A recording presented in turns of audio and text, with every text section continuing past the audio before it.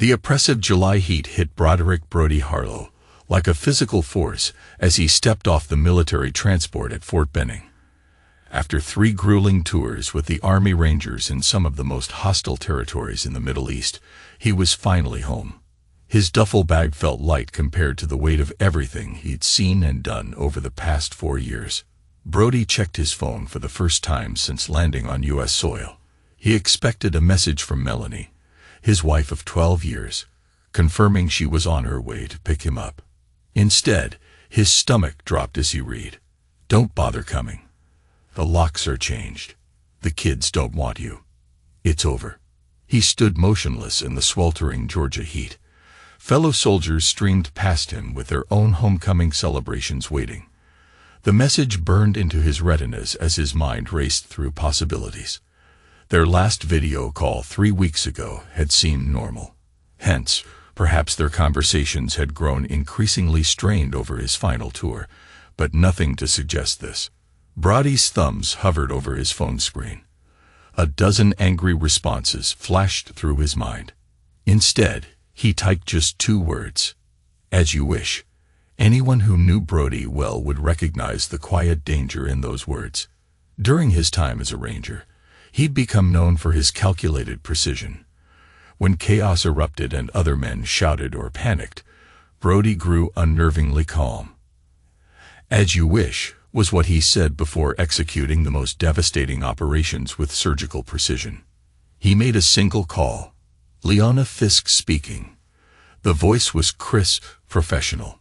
"It's Brody Harlow. I need your services immediately. I thought you weren't back until next week. Plans changed. Can you meet today? For you?" "Absolutely. My office, 2 hours." Brody hailed a cab, directing it not to the suburban home where his wife and children, Trevor, 16, and Amelia, 14, supposedly no longer wanted him, but to the downtown Atlanta office of one of the most feared divorce attorneys in the state. As the cab pulled away, he allowed himself one moment of raw emotion, squeezing his eyes shut as the betrayal washed over him. Then, like he'd done countless times in combat, he compartmentalized. This was now a mission, and Brody Harlow never failed a mission. Leona Fisk's office spoke of both success and intimidation, all gleaming surfaces and sharp edges. The attorney herself matched her surroundings. Immaculately dressed in a tailored suit, her platinum blonde hair pulled into a severe bun, eyes that calculated your worth as soon as you entered. "So," she said, leaning back in her chair after Brody explained the situation, "she waited until you were literally on U.S. soil to tell you not to come home. That's cold, even by my standards." "I need to know what I'm dealing with," Brody said. "And then I need options."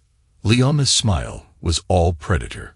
"What exactly did you mean when you texted 'as you wish'?" "It meant I'm going to respect her wishes to end our marriage, but on my terms." "Good.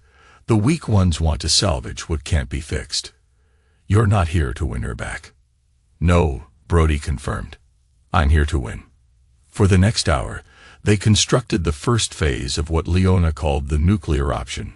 By the time he left her office, Brody had signed paperwork that put in motion a series of financial and legal maneuvers that would be executed at precisely 9 a.m. the following morning. After securing a hotel room, Brody made his second strategic call to his oldest friend, Wyatt Dennison. They'd grown up together in rural Pennsylvania, enlisted together. Wyatt had left the military 5 years ago. "I need surveillance on my house," Brody explained after catching Wyatt up on the situation. "Need to know who's coming and going." "You think there's someone else?" Wyatt stated rather than asked. "I need confirmation and details." "I'm on it." "And Brody, I'm sorry, brother." By nightfall, his phone began vibrating incessantly. "Melanie." He let it go to voicemail. Then came the texts. "What did you do? Answer your phone. You can't just disappear like this." At exactly 10:37 p.m., Wyatt sent a series of photos to Brody's phone. They showed a midnight blue Audi parked in his driveway, A tall man with expensively cut hair exiting the vehicle and being enthusiastically greeted by Melanie at the door. The final photo showed them embracing in the doorway, not the greeting of new lovers, but the comfortable intimacy of an established relationship. His name is Preston Hayes.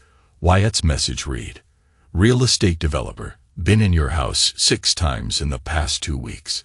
Kids seemed familiar with him. Brody set his phone down carefully. The pieces were falling into place.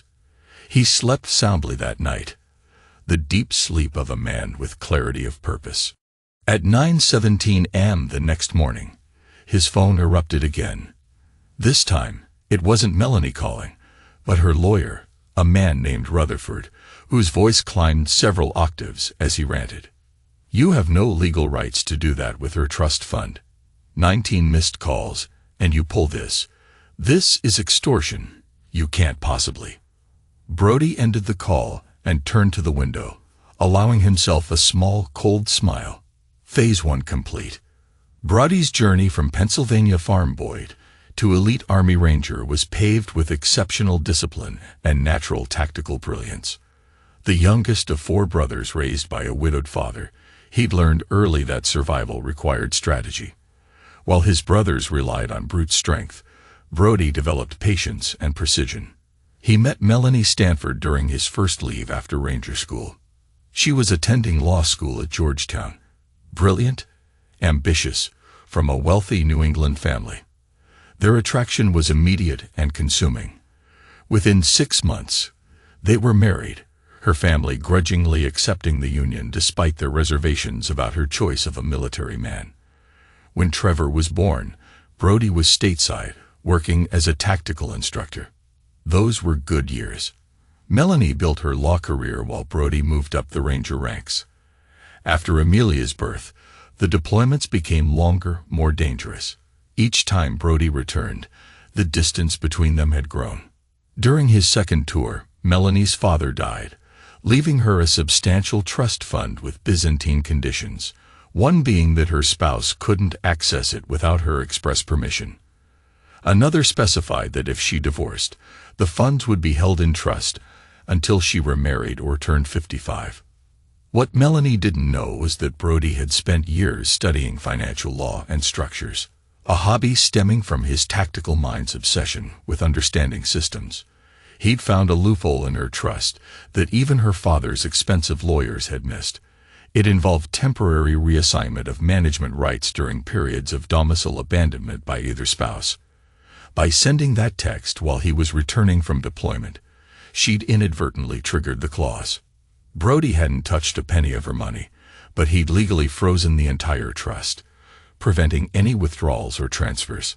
Now, as he sat in Leona's office for their follow-up meeting, the attorney slid a folder across her desk.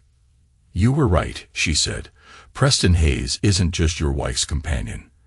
They've known each other since before your marriage. He was her ex-boyfriend from law school." Brody nodded, unsurprised. The timing. Based on credit card records, hotel charges, and restaurant receipts, they reconnected approximately 18 months ago, shortly after you left for your last tour. 18 months. While he was clearing buildings and watching friends suffer, Melanie was rebuilding her life with someone else, someone who'd been waiting in the wings.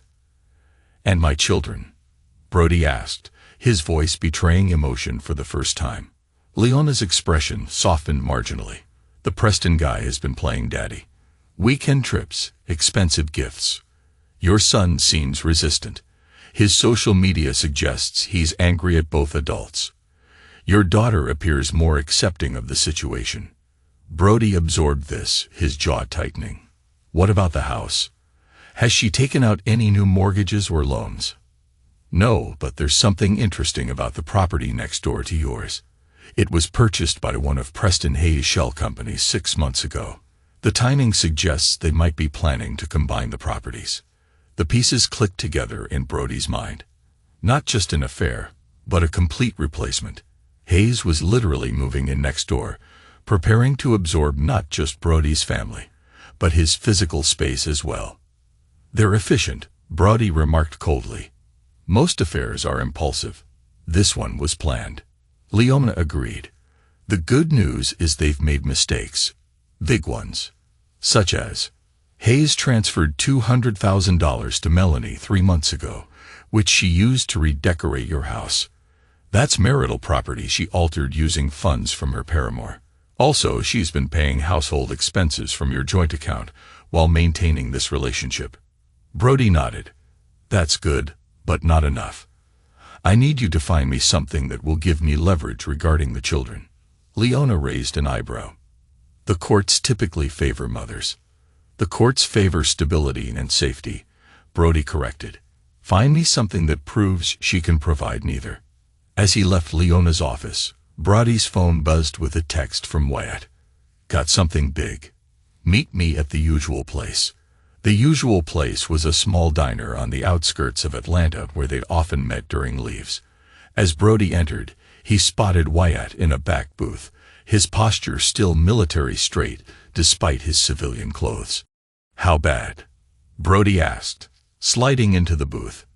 Depends on your definition, Wyatt replied, pushing a small flash drive across the table. Your wife and her boyfriend have been plotting more than just playing house. They're planning to relocate to Costa Rica. There are property purchases, school inquiries for the kids, everything. When? Next month, right after school starts. The kids don't know yet. Brody pocketed the flash drive. How did you get this? Wyatt's smile was grim. Let's just say Mr. Hayes needs better cybersecurity for his cloud accounts. Brody nodded, processing this information. His family wasn't just moving on without him. They were planning to disappear to another country. The coldness inside him crystallized into something harder. I need one more thing, Brody said. Access to our home. Not to confront them. Just to retrieve something that belongs to me. When? Tonight. They're attending a charity gala downtown. The kids will be at Hayes Lake House with his housekeeper. Wyatt studied his friend's face. Brody, whatever you're planning is necessary. Brody finished for him. Are you with me or not?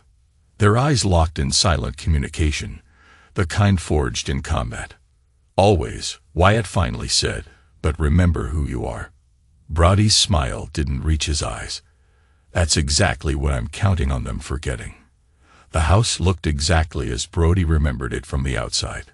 A spacious colonial in an exclusive suburb. Inside, however, everything had changed. Gone were the comfortable leather couches he'd selected, replaced by sleek modern furniture in cool grays and blues. Family photos had been removed. The walls now adorned with abstract art. It was as if Melanie had attempted to erase any evidence of their life together. Brody moved silently through the transformed space, cataloging the changes with detached precision. In the home office, he found what he was looking for, a hidden wall safe behind a painting. The combination was Trevor's birthday, just as he'd left it. Inside was a small fireproof box containing his grandfather's medals from World War II, documents from his military career, and a sealed envelope. He took only the envelope, leaving the rest untouched. As he turned to leave, he noticed something on Melanie's desk, architectural plans. He photographed them carefully, detailed renderings for connecting their property with the house next door, creating one massive estate. The plans were dated 14 months ago, 4 months into his last deployment. Before leaving, Brody made one last stop at his children's rooms. Trevor's remained much as he remembered. Sports trophies, gaming posters, organized chaos. On his desk was a framed photo that made Brody pause. Himself and Trevor on a fishing trip 3 years ago, both smiling widely. It was the only photo of Brody remaining visible in the entire house. Amelia's room had transformed completely, now decorated in sophisticated purples and silvers that made it look more like a college student's apartment than a 14-year-old's bedroom. On her bulletin board, Brody spotted concert tickets, school awards, and a photo of Amelia, Melanie, and Preston at what appeared to be a ski resort. They looked like a perfect family unit. He left as silently as he'd entered, the house keys he'd used, keys that supposedly no longer worked, placed deliberately on the kitchen counter where Melanie would find them. The next morning, Brody met with Harris Bentley, a former intelligence officer turned private investigator whom Wyatt had recommended. "I need everything on Preston Hayes," Brody explained. "Not just the surface level. I need to know what he's hiding." Harris, a slight man with penetrating eyes, nodded. "Everyone's hiding something. How deep do you want me to go?" "All the way." While Harris conducted his investigation, Brody executed the next phase of his plan. He contacted Trevor's lacrosse coach, arranging to accidentally run into his son after practice. When Trevor emerged from the field house, he stopped cold at the sight of his father. "Dad," the teenager's voice cracked. "Mom said you weren't coming back." "I'm here, son," Brody said simply.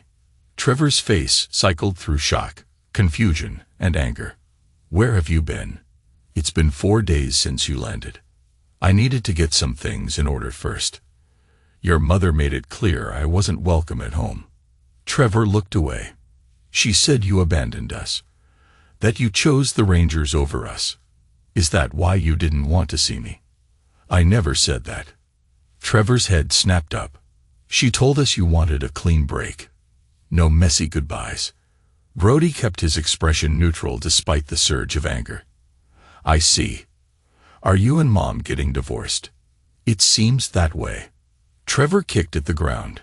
"Because of Preston?" "Partly. I can't stand him," Trevor muttered. "He acts like he's doing us all this big favor. Amelia buys it, but I don't." They talked for 30 minutes, Brody careful not to disparage Melanie, while still establishing that many of Trevor's assumptions were based on lies. When Melanie's SUV pulled into the parking lot, Brody stood. "I have to go. But Trevor, whatever happens between your mother and me, I'm still your father. That doesn't change." As Brody walked away, Trevor called after him. "Dad, are you just going to let him take everything?" Brody turned, his expression unreadable. "No, son, I'm not." Later that evening, Harris Bentley delivered his preliminary findings. Preston Hayes is legitimate on paper, successful developments, clean record, respected in the community. But there are inconsistencies, such as 3 former business partners who suddenly sold their shares for pennies on the dollar, and a building inspector who changed career paths after approving one of Hayes' controversial properties. And most interestingly, a pattern of targeting wealthy, married women as investors while their husbands are otherwise occupied. Brody leaned forward. "Explain." "He courts women whose husbands are frequently absent. Military, international business, politics. Becomes their friend, confidant, then business advisor. Eventually, the husband is gone permanently. Divorce, usually, and Hayes remains with access to the family's wealth through the woman. And the move to Costa Rica." Harris' expression darkened. "That's where it gets concerning. Hayes has property there, yes, but he also has connections to less savory enterprises. The area where he's purchased land is known for being a haven for those looking to disappear from financial or legal obligations. He's planning to isolate her," Brody concluded. "Get her away from family, friends, familiar legal systems. Possibly. The timeline is aggressive.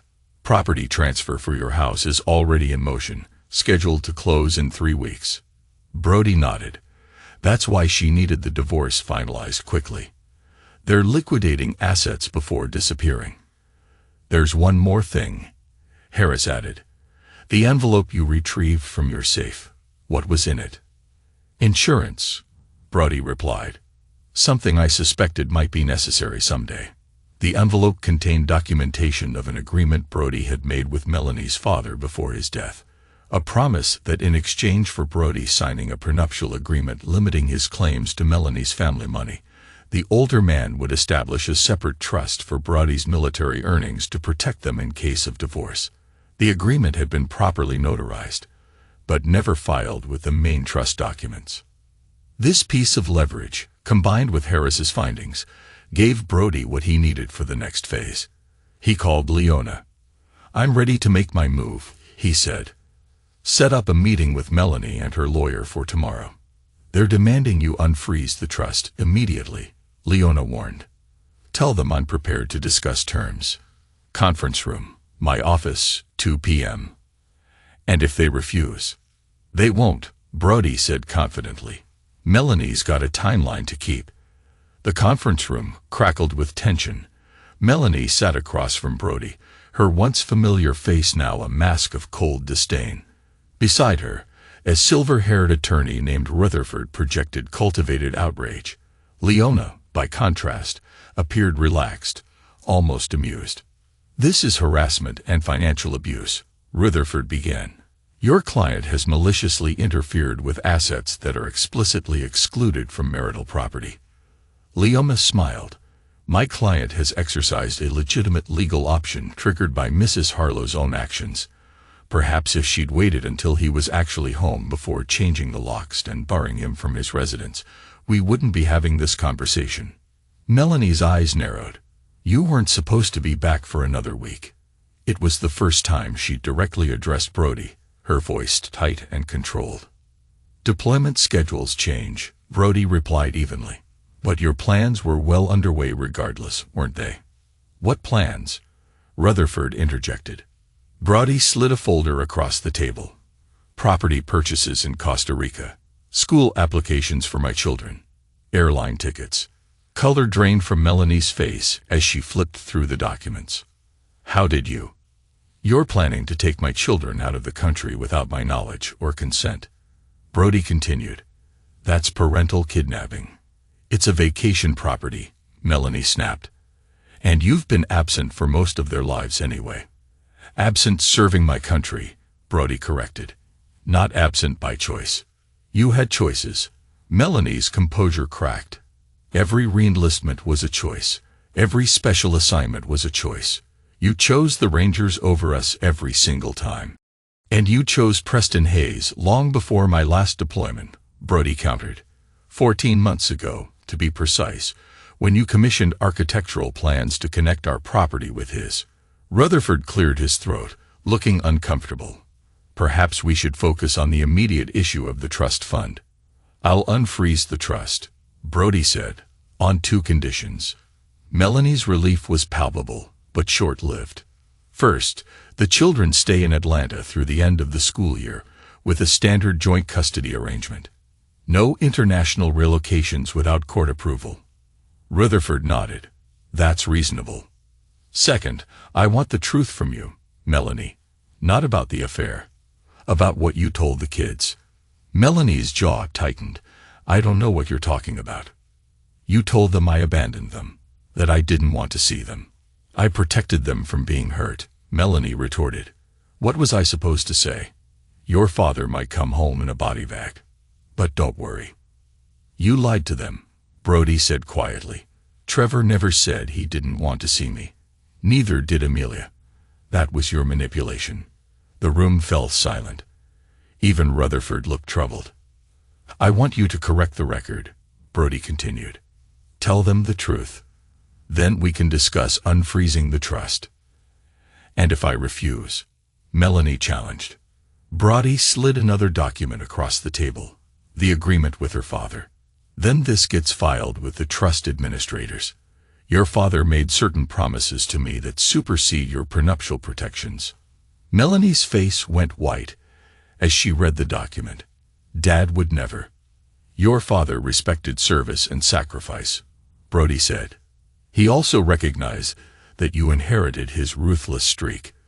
This was his insurance policy against exactly this scenario." After 30 seconds, Melanie nodded once, sharply. "Fine. I'll tell them the truth. But this doesn't change anything, Brody. I'm still divorcing you." "I wouldn't have it any other way," Brody replied coolly. That evening, Brody received a text from Trevor. "Mom told us what really happened. Why didn't you call us yourself?" He replied, "I needed to be certain I could be part of your lives before making promises." "Are you back for good now?" came the response. "Yes. No more deployments." A long pause then. "Amelia's mad at Mom. She's crying in her room." Brody's chest tightened. "Tell her I'll see you both this weekend. My place." "You have a place." "I will by Saturday." The next phase was accelerating faster than anticipated. Brody needed to secure a residence and establish stability quickly. But first, he needed to neutralize Preston Hayes. Harris Bentley's deeper investigation had uncovered concerning patterns. Hayes' business model involved a sophisticated form of real estate fraud, buying properties through shell companies, inflating their values through cosmetic improvements and manipulated appraisals, then selling them to investment groups that included his romantic partners or their family trusts. It's not technically illegal if everyone knows what they're investing in, Harris explained. But Hayes obscures critical details. 3 of his previous romantic partners lost millions before realizing what happened. And Melanie? She's already invested $1.2 million from her trust in his latest development, the one in Costa Rica. The property exists, but the permits, infrastructure, and projected values are all smoke and mirrors. Brody processed this information, so his plan is to get her and her money to Costa Rica, where U.S. financial regulations don't apply. Exactly. And once there, with no support system, she'd be completely dependent on him, Brody finished. For the first time, concern for Melanie flickered through his anger. Despite everything, she was still the mother of his children. She'd betrayed him thoroughly, but perhaps she was being manipulated by someone equally skilled at deception. I need evidence that will stand up in court, Brody decided. And I need to move quickly. What are you planning? Harris asked. To give Preston Hayes exactly what he wants, Brody replied. Or at least, what he thinks he wants. Brody's resolve solidified as he prepared to play his next move, determined to expose everything before time ran out. Preston Hayes had built his life on calculated risks and the ability to read people. He prided himself on identifying vulnerabilities and exploiting them with finesse. So when Broderick Harlow, the inconvenient husband who was supposed to be dispatched through a quick, clean divorce, requested a private meeting at Hayes' downtown office, curiosity overcame caution. Mr. Harlow, Hayes greeted him with professional cordiality, rising from behind his imposing desk. This is unexpected. Brody took in the man who'd been toying with his family. Tall, athletic, but soft around the edges, with the practiced charm of someone used to getting his way. I thought it was time we spoke directly. Man to man. I appreciate that. Hayes gestured to a chair. Though I'm not sure what there is to discuss. Melanie has made her decision. That's precisely why I'm here, Brody said, remaining standing. To acknowledge that decision and propose a solution that benefits everyone. Hayes' expression revealed nothing, but his posture shifted subtly. I'm listening. You want Melanie. You want my house. You want my family, Brody stated flatly. I've accepted that. But the current approach, the lawyers, the court battles, will drag on for months, possibly years. Nobody wins. What exactly are you suggesting? A clean break. I sign over my interest in the house. I agree to the divorce terms. I even support your relationship. Brody forced the word out.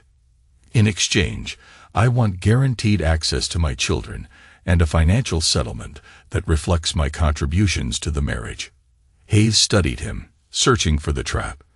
That's surprisingly reasonable. Melanie described you as uncompromising. Military service teaches you to recognize unwinnable battles, Brody replied, and to strategically reposition. I see, Hayes leaned back. And what would this financial settlement entail? $2 million, a fraction of what prolonged litigation would cost you. You seem very confident about what litigation would cost me, Hayes noted. Brody shrugged. I've done my research on everything. Something in his tone made Hayes pause. For a brief moment, uncertainty flickered across his face before his confident mask returned. I'll need to discuss this with Melanie, of course. Of course. But this offer is time-sensitive. 24 hours. That's not much time for such significant decisions. I thought you were a man who knew the value of moving quickly on opportunities, Brody replied. After Brody left, Hayes immediately called Melanie, relaying the conversation. Unknown to either of them, Harris Bentley had installed surveillance equipment in Hayes' office the previous night, with the help of a building maintenance worker who owed Wyatt a favor. "He's desperate," Hayes told Melanie. "This is perfect. We can wrap everything up cleanly and be in Costa Rica before winter."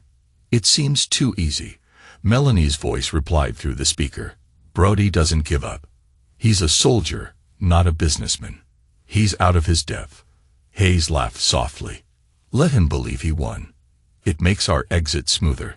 By the time he realizes what happened, he'll be lucky if he can even reach us. There's no way he can outmaneuver us on our turf." "You don't know him like I do. He's playing some angle. Even if he is, what can he possibly do? The trust is unfrozen. The house sale is proceeding. We have everything in motion." "What about the children?" Melanie asked.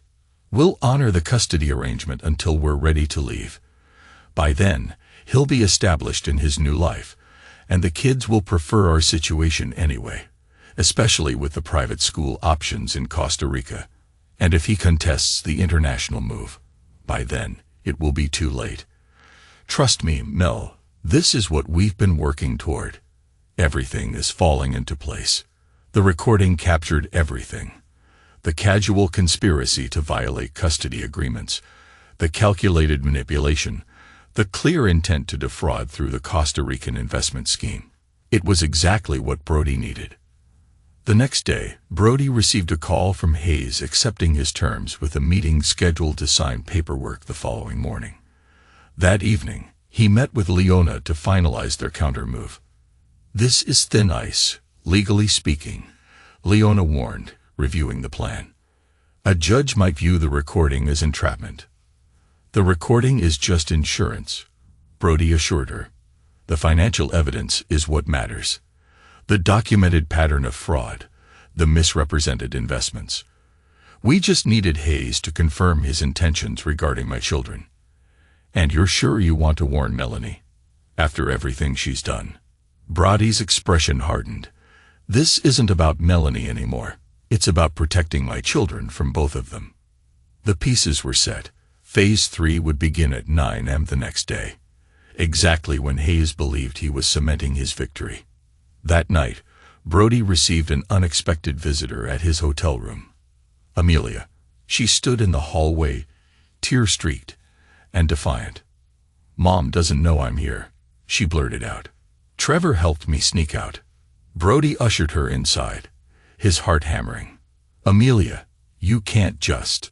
Why didn't you fight for us?" she demanded.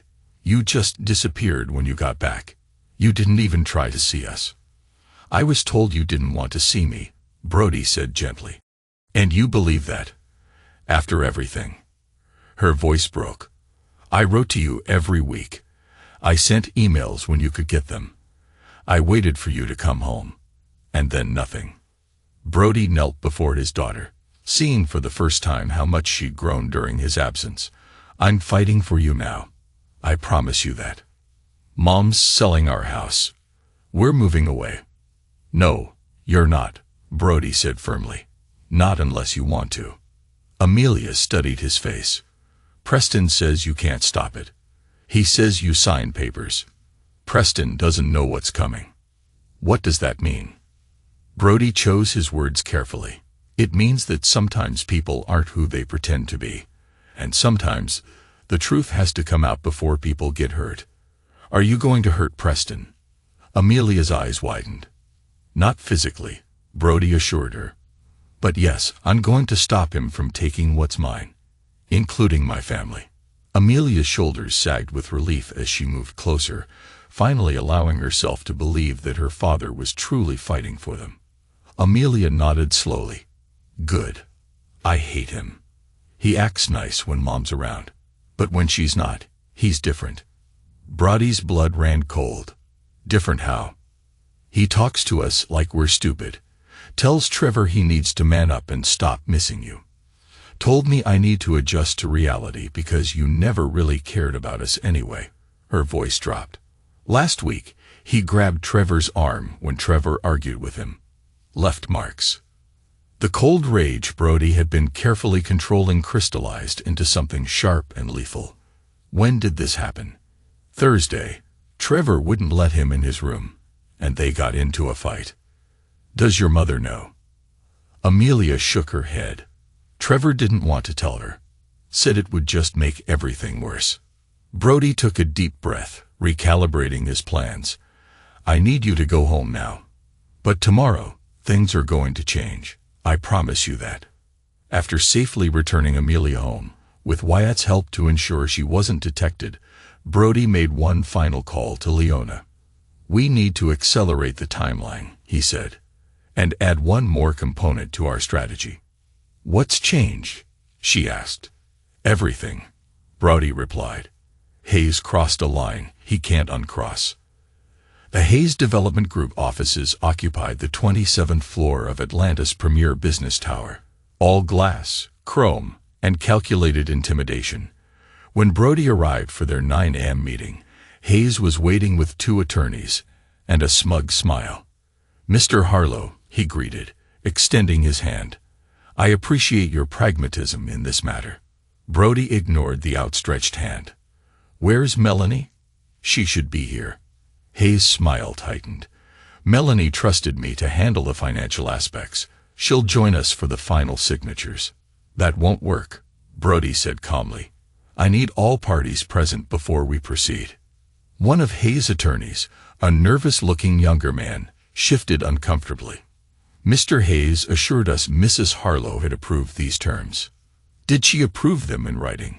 Brody asked. I have her power of attorney for business matters, Hayes interjected smoothly.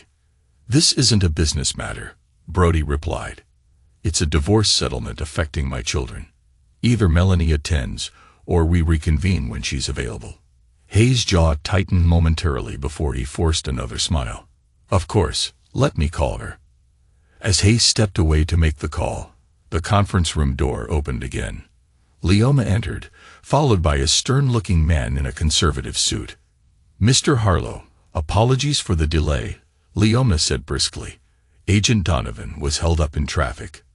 Agent, Hayes snapped up from his phone. Franklin Donovan, FBI, Financial Crimes Division. The man introduced himself, placing his credentials on the table. I'm here as an observer only at this point. Hayes' attorneys exchanged alarmed glances. What is this? Hayes demanded, returning to the table. Insurance, Brody replied. Is Melanie coming? She'll be here in 20 minutes, Hayes said, his confident demeanor now visibly strained. Brody took a seat at the table, the tension in the room growing palpable as everyone waited for what came next. Perhaps we should delay until... Perfect timing, Brody interrupted. That gives us just enough time to review some additional documents I brought. Leona distributed folders to everyone present. These materials document a pattern of securities fraud, wire fraud, and conspiracy spanning 7 years and 3 states. Hayes laughed, but it sounded hollow. This is absurd. A transparent attempt at extortion.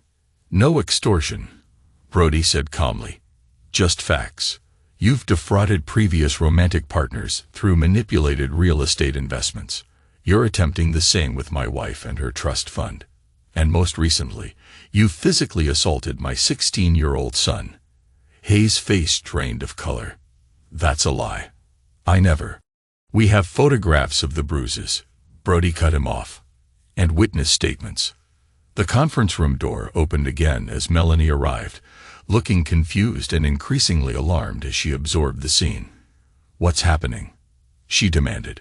Preston, why is there an FBI agent here? Mrs. Harlow. Agent Donovan acknowledged her. Please, join us.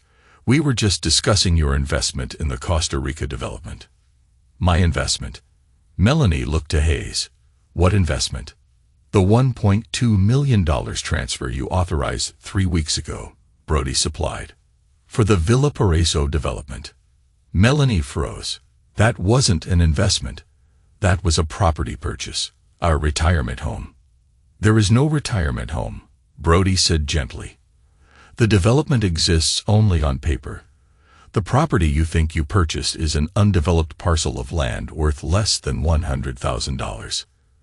That's not possible. Preston showed me the plans, the photos, renderings, and stock photos. Leoma interjected, sliding additional documents toward Melanie. Here are the actual property records, permits or lack thereof, and banking transfers showing where your money actually went. Melanie sank into a chair, staring at the evidence. Preston, tell me this isn't true. Hayes' mask of confidence cracked completely. Melanie, this is a misunderstanding. The development is in the early stages. The development doesn't exist, Agent Donovan stated flatly. We've been investigating Mr. Hayes for 18 months. Your husband's evidence has simply accelerated our timeline. Melanie's head snapped up. You knew about this, she asked Brody. I suspected something was wrong when I saw the Costa Rica plans, Brody replied. The investigation confirmed it. So this whole meeting was a trap, Hayes spat. Your husband set us both up. No, Brody corrected. Just you. Melanie is as much a victim of your fraud as your previous partners were. Hayes' attorneys were already gathering their belongings, mumbling about needing to consult with their firm partners. And what about Trevor? Melanie asked, her voice barely audible. What did you mean about assault? Brody slid a photo across the table. Trevor's arm with clear finger-shaped bruises. Thursday night, when Trevor refused to let him into his room. Melanie stared at the photo, then at Hayes, horror dawning on her face. You hurt my son. He was being disrespectful. I barely grabbed him, Hayes protested. The slap echoed in the conference room as Melanie's palm connected with Hayes' face. You lying fool. You promised me you would never. Mrs. Harlow, Agent Donovan interjected, I suggest we continue this discussion at our office. We'll need formal statements from both you and your son. What followed was a blur of activity. Hayes was escorted out by 2 additional FBI agents who had been waiting outside. Melanie, shell-shocked, agreed to cooperate fully with the investigation. When the room finally cleared, only Brody, Leoma, and Melanie remained. Why? Melanie asked, looking at Brody. After what I did to you, why would you protect me from him? I didn't do it for you, Brody replied. I did it for Trevor and Amelia. They've been through enough. Melanie nodded slowly, tears welling. What happens now? Now, Brody said, standing, you tell the children the complete truth about everything. Then we'll discuss next steps. As he walked out, Leona following, Melanie called after him. Did you ever love me at all? Or was I just part of some mission plan? Brody paused at the doorway. I love you enough to let you go when I thought that's what you wanted.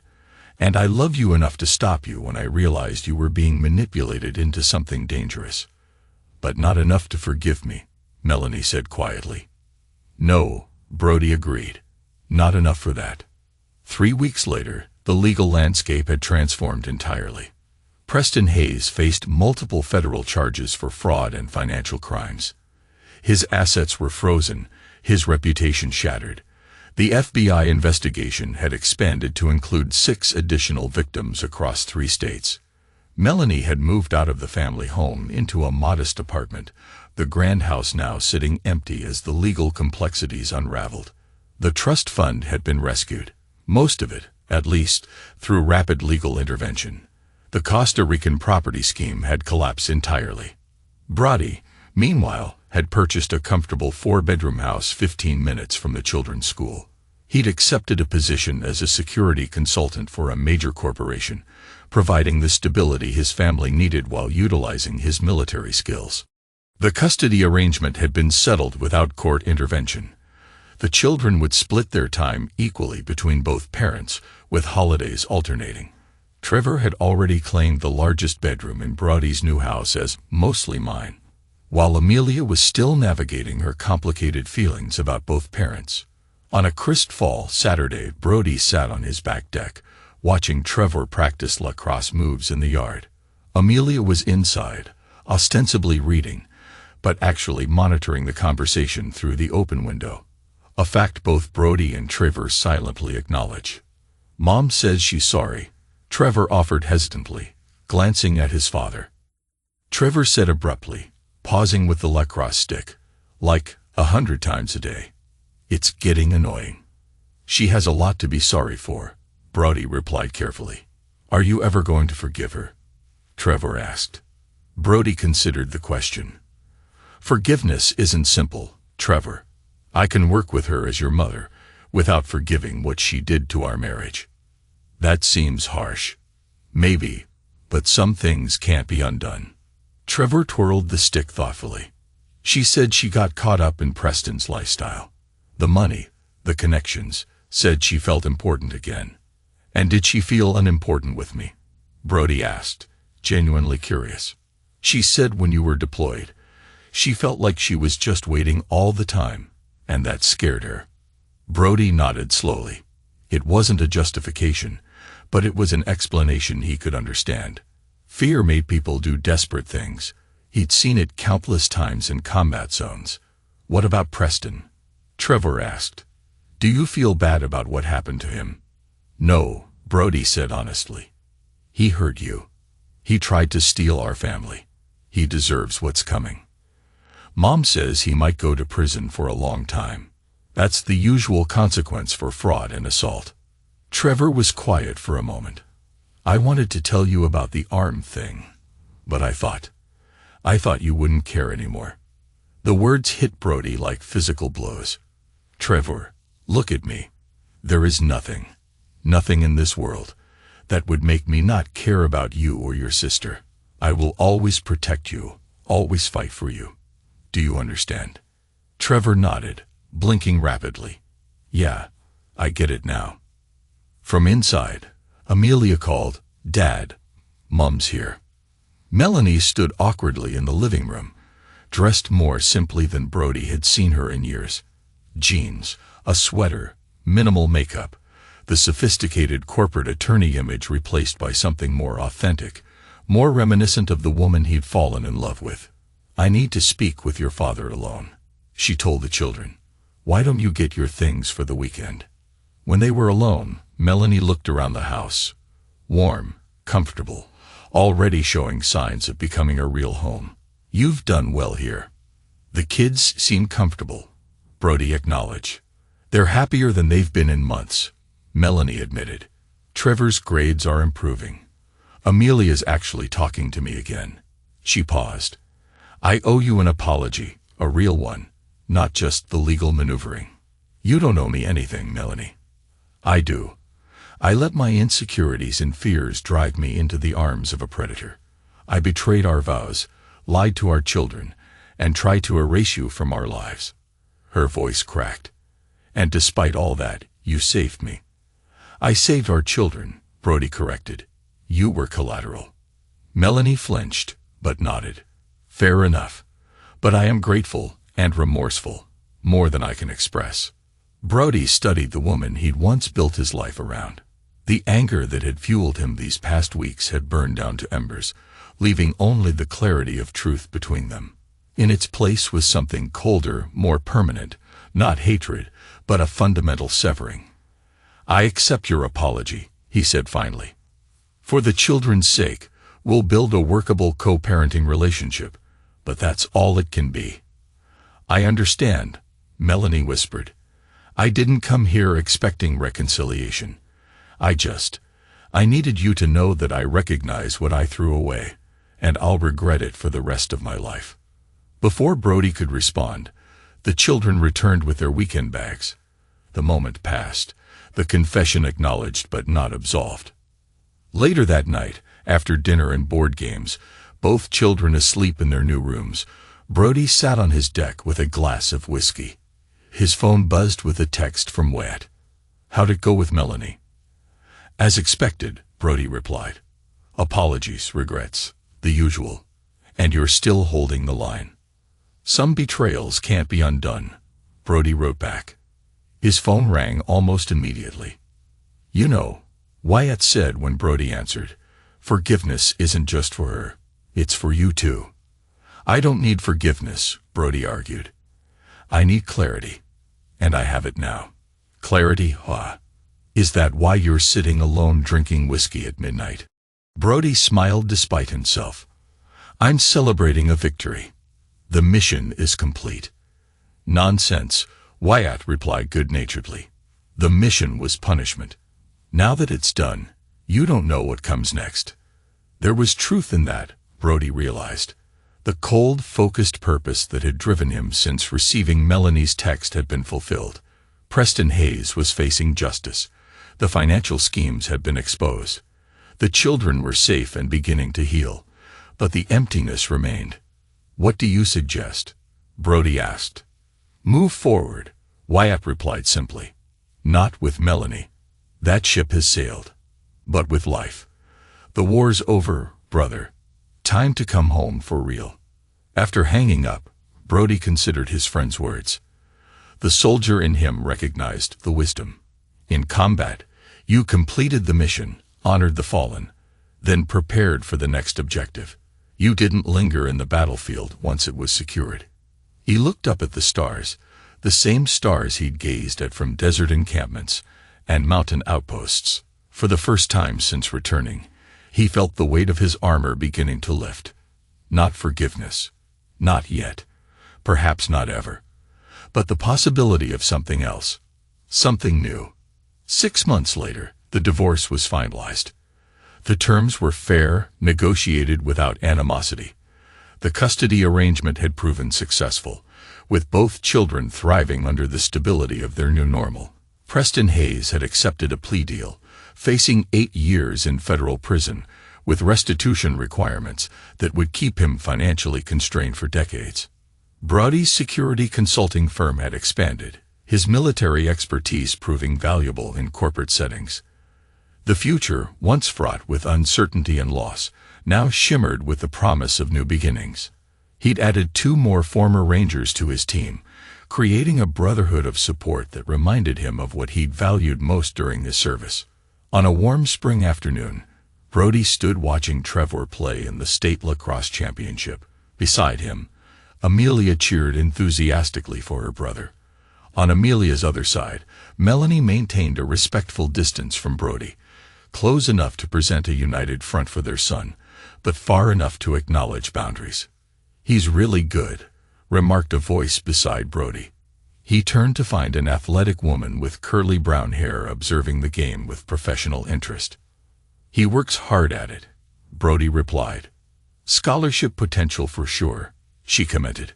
I'm Vanessa, by the way. College recruiter for Northwestern. Brody Harlow. That's my son. Number 17. Great stick skills. Their conversation continued easily through the first half. Vanessa's knowledge of the game was impressive. When halftime arrived, Amelia tugged Brody's arm. Dad, I'm getting hot chocolate. Want some water for me? Brody replied, handing her a few dollars. Ms. Harlow, Vanessa asked, gesturing to Melanie. Can I get you anything? Melanie looked startled at being addressed. Oh no, thank you. And it's Stanford now. I've gone back to my maiden name. Mom, come help me carry everything, Amelia suggested, a transparent attempt to give her father space with the attractive recruiter. As they walked away, Vanessa smiled. Smart kid. Not subtle, but smart. Brody chuckled. They both think I need to get back out there, as Trevor puts it. And do you need to get back out there? The question was direct, her interest clear. 6 months ago, Brody wouldn't have recognized the opportunity, much less considered taking it. Now, he found himself actually contemplating the possibility. I might, he admitted. Eventually, Vanessa nodded, respecting the measured response. Well, when eventually arrives, maybe we could get coffee. Talk about your son's lacrosse future, among other things. She handed him a business card, their fingers brushing briefly. I'm in town until Sunday. The game resumed before Brody could respond, but something had shifted. A door cracking open to possibilities he hadn't allowed himself to consider. After Trevor's team won in a nail-biting finish, the celebration spilled into an early dinner at the teenager's favorite restaurant. Melanie begged off, citing work commitments, leaving Brody alone with the children. "Who was that woman you were talking to?" Trevor asked between bites of burger. "A college recruiter," Brody replied, "from Northwestern. She was very impressed with your play." "Dad," Trevor rolled his eyes. "She gave you her number." "I saw." "For recruitment purposes," Brody maintained, though his slight smile betrayed him. "You should call her," Amelia declared. "She was pretty, and she knew about lacrosse, so she's smart too." "I'll consider it," Brody conceded. The children exchanged conspiratorial grins, laughter warming the table as Brody looked at them, hope kindling in his chest for the first time in a long while. Later that night, after dropping the kids at Melanie's apartment, Brody returned to his empty house. He placed Vanessa's card on his desk, not yet ready to act, but no longer automatically rejecting the possibility. His phone buzzed with a text from Melanie. "Trevor can't stop talking about the Northwestern recruiter. Said she might be the one for you. Just a friendly heads up that our son is planning your wedding." Despite himself, Brody laughed. "Thanks for the warning," he texted back. "I'll manage expectations." "You deserve happiness, Brody," came Melanie's unexpected reply. "I mean that sincerely." He stared at the message, unsure how to respond. Finally, he simply wrote, "So do the kids. Thank you for today."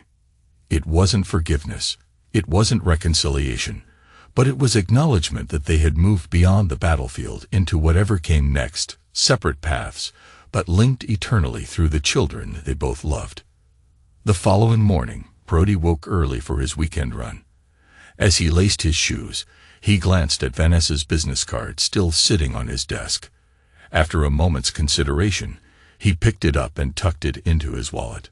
The war was over. He had protected what mattered most. He had remained true to his principles, never yielding, never forgiving those who had betrayed him, but also not allowing bitterness to consume him. As he stepped outside into the dawn light, Brody reflected on the text message that had started everything. "Don't bother coming. The locks are changed. The kids don't want you. It's over." His reply had been simple. "As you wish," not surrender, not acquiescence, but the calm declaration of a man who understood that sometimes the most powerful response was to accept the challenge and respond on your own terms. The battle had been fought, decisively won, and now, for the first time in years, Broderick Harlow was truly home.